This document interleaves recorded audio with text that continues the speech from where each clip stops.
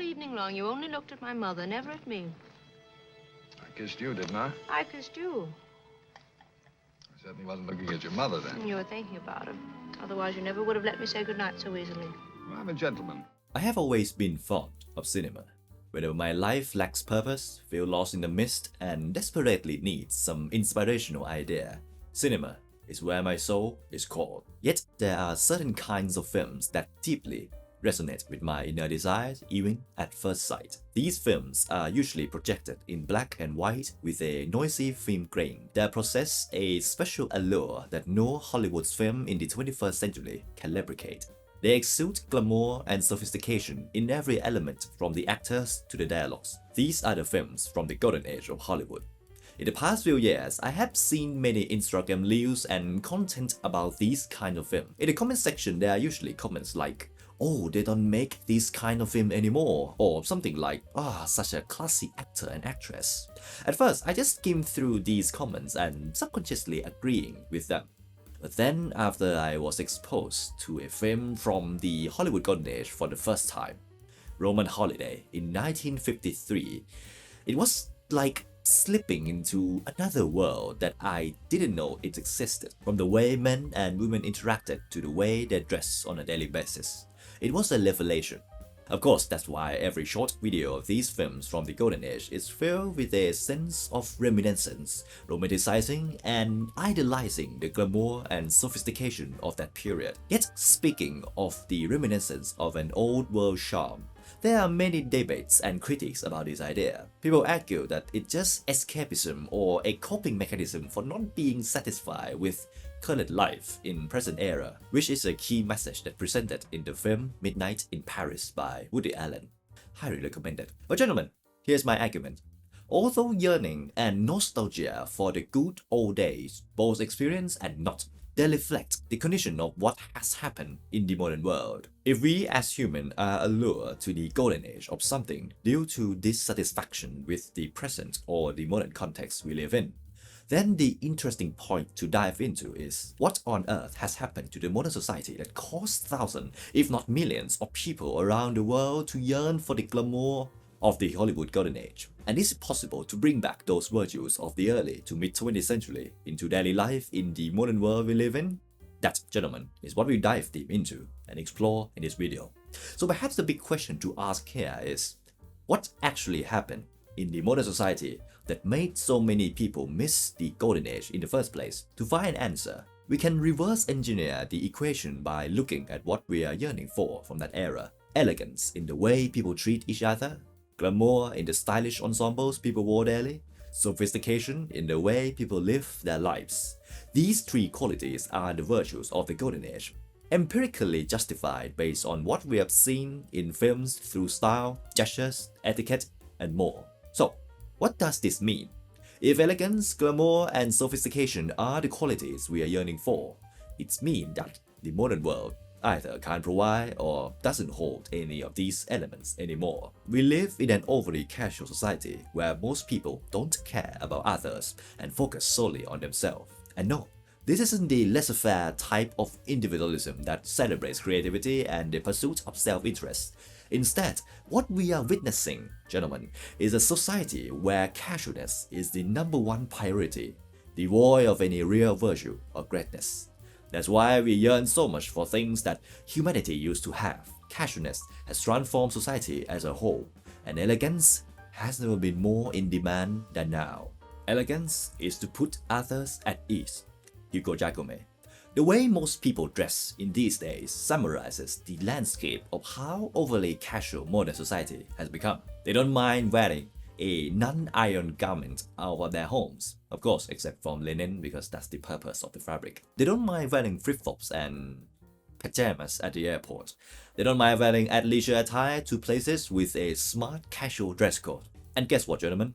To justify their comfort first priority, they often say, "Oh, I'm successful and I can choose to wear anything I want." or something like, "Oh, please don't judge a book by its cover." The thing is, they seem to forget that there are other people in the world who don't subscribe to this casual first mentality, like you and me, who are aware of social boundaries, etiquette, and decorum when it's come to dressing. The world needs elegance more than ever.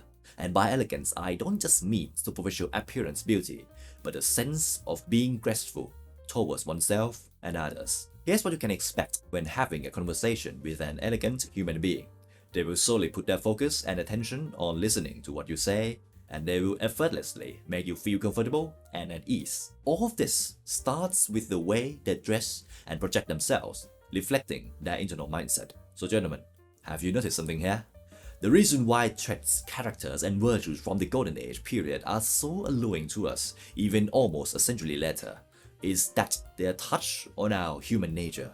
We all want a sense of belonging, esteem, and some sort of feeling that our existence is worthwhile, which likely comes from the validation of society around us. Being elegant in the modern world is like direct access to that desire, since it can command respect and attention without showing signs of neediness. Deep inside, even in the middle of casualness society, people still yearn for that essence, only if it has been diminished from society as a norm. In other words, elegant has been turned out to be a deliberate choice for individuals instead of a mandatory standard like in the early to mid-20th century. Just like the law of suits in these days, where it's likely a consent rather than a rule to wear them. But you might wonder this, but Patrick, what's so good about being elegant as a man?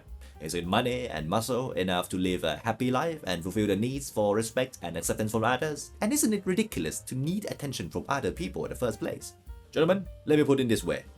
Attention, approval, prestige, social status. These are universal desires for men, no matter how much you want to reject them. The story idealists sometimes tell of humanity says we are natural seekers of equality. This isn't true. Utopians talk of injustice while building new hierarchies and placing themselves at the top. We all do this. It's in our nature.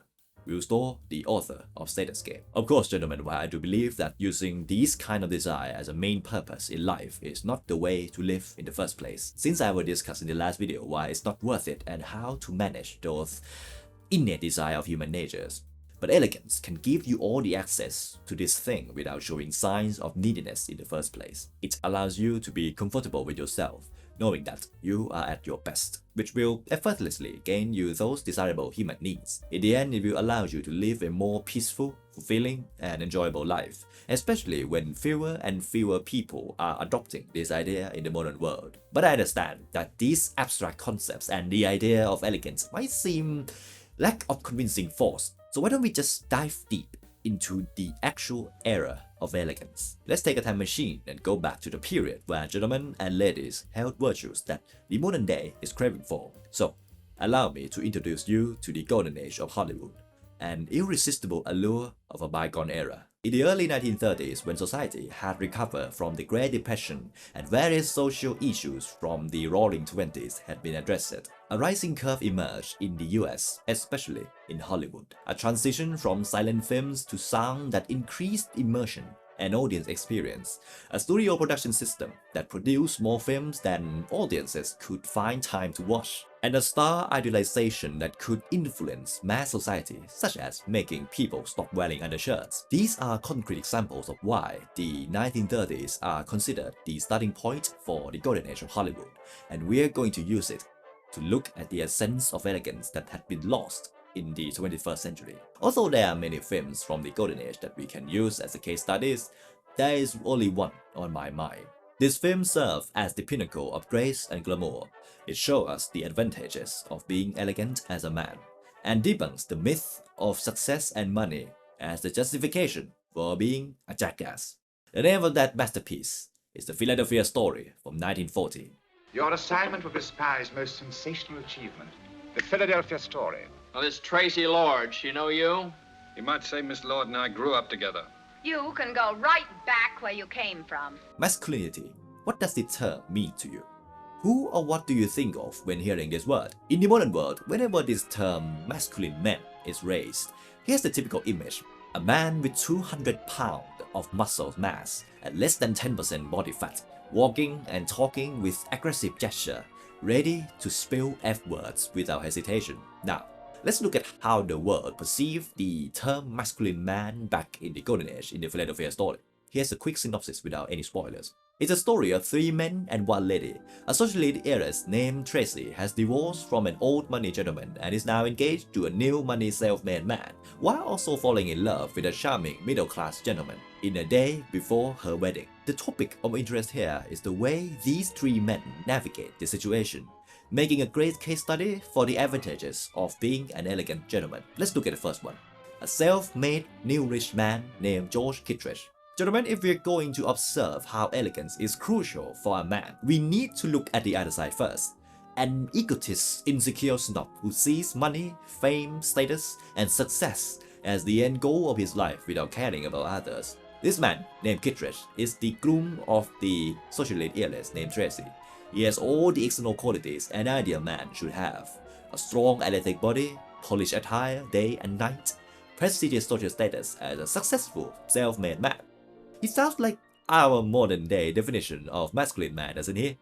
But here's his downfall. First, he doesn't think about others, only himself. Second, his marriage is only for his ego and status enhancement. And third, his gestures are full of insecurity and neediness to command respect and get a validation from others. Although he might have the looks, his inner qualities are not classified as elegant. The result? He is left alone without anyone around him apart from his ego. Now, you might wonder, so Patrick, what does elegance really mean then? Isn't just the way I dress enough? The thing is, dressing is the gateway to elegance for sure, but it isn't a guarantee that you will become elegant. Let me show you what an elegant man who has acquired a sense of elegance externally through the way he dresses and internally with the mind and spirit of a true gentleman looks like. I'll give you James Stewart and Cary Grant in this film. Although there are quite a few differences between the characters that Stewart and Grant play, they both possess the qualities we seek. Let's look at James Stewart's character first, a journalist and aspiring writer named Macaulay Mike Connor. He has been assigned to make a scoop about Tracy's marriage. This incident allows us to explore the ideals and mind of his character much more. One thing that many people might relate to his character is that he's a middle-class American struggling between his true work and his life-sustaining work. While Tracy and others in her family might see him as a paparazzi invading their privacy, deep inside, he's an idealistic writer who values his work above all else, and feels he is betraying his own soul by taking these assigned gigs from the publisher. This is what differentiates him from George Kittredge, the snob. Yes, Connor might seem to enjoy his time with high society partying, but in the end he's still a man of creation with a spirit of integrity who values his own work over impressing others and gaining prestige only. And speaking of the need to impress others, do you remember the essence of elegance we discussed earlier? It allows you to be comfortable with your best self without showing any sign of neediness. Perhaps Cary Grant's characters in the Philadelphia story can demonstrate this. His character, C.K. Dexter Haven, is typically an old money descendant who was divorced from his former wife and is currently facing financial challenges that forced him to work in the same publisher as Mike Connor. Also, he's the one who got Connor access to Tracy families due to his former connection with them. Even at first, he's perceived as an incapable man with an alcohol problem and seen as a former husband looking to settle score with his ex-wife by allowing journalists to write about her story. But there's a gentlemanly reason why he's decided to do all of this. I won't spoil the rest of the film as I recommended you to watch it if you haven't yet. But what I want to emphasize about Cary Grant's character in the Philadelphia story is the fact that he always looks calm, comfortable with himself, and treats others with respect. When his former wife Tracy needed support, he didn't hesitate to comfort her with a gentle yet truthful approach. When he was visited late at night by Connor, he greeted him with gentlemanly and dressed up, out of respect for Connor's presence. When he destroyed a paparazzo camera, he didn't hesitate to buy a new one and also sent an apology letter to her, even though his personal relationship was quite clearly his own business. Well, for C.K. Dexter Heaven, I couldn't say it better than what Mike Connor says to him. Always the gentleman, huh? Being a classic gentleman is more than having 200 pounds of lean muscle and self-made success status. It's about how you carry yourself and treat others. Elegance is the component missing from the equation in this century. It's the timeless virtue that people still yearn for, and perhaps needs more than ever. So, how about we bring that back into the modern world? With these 5 principles that I have discovered and practiced myself, you too can become a classic gentleman. even in this overly casual era. As you already know, elegance is an essential trait for becoming a classic gentleman. To be an elegant man, it's both a combination of internal and external qualities. While external quality alone won't be enough, as we have seen from George Kittredge in the Philadelphia story, it can't be denied that they are the gateway and the easiest way to becoming a classic gentleman. So I will start with the external quality first, then move toward the internal ones. The first principle of an elegant gentleman is always prioritizing the fit of his clothes.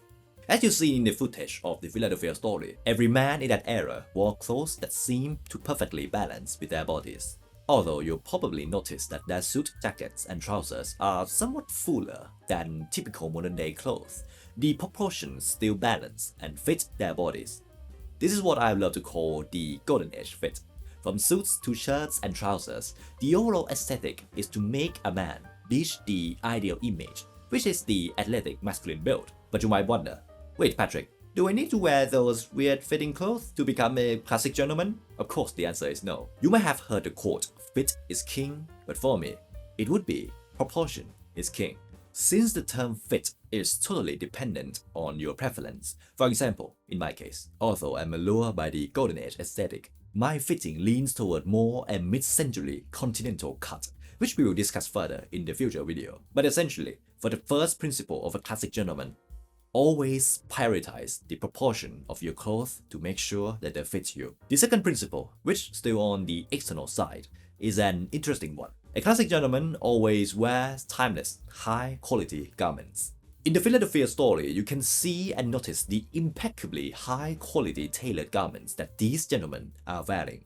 Even a middle-class worker like James Stewart's character is wearing a tailored suit and tuxedo. And before you raise the objection of, oh Patrick, but I don't have much budget to spend on clothes, please hear me out. What I mean by timeless high-quality garments doesn't necessarily mean they have to be $1,000 made-to-measure suits or $100 shirts. Although I would encourage you to invest in them if you reach a certain point in the sartorial ladder. But here's what I mean. It's all about the garments that made from natural materials like cotton, linen, or wool. Garments that contains a certain level of craftsmanship, and garments that have stood the test of time and proven to be worn for decades. Just look at the ensemble the gentlemen in the Philadelphia story are wearing. Literally, all of them still look elegant, even almost a century later. So, the next time you aim to expand your wardrobe towards a classic gentleman style, make sure it's high quality and timeless. With these two king and queen factors, proportionate fitting combined with high quality timeless garment, you are ready to leverage the elegant look and tap to the internal qualities that will further enhance yourself. The first inner quality that I want to emphasize is that a classic gentleman has high standards in his life. This is why prioritizing your dressing style in the first place is so important, as it reflects whether you take yourself seriously by having high standards in how you look or not. Clothes invade the body and brain, putting us into a different psychological state. Adam D. Galinsky.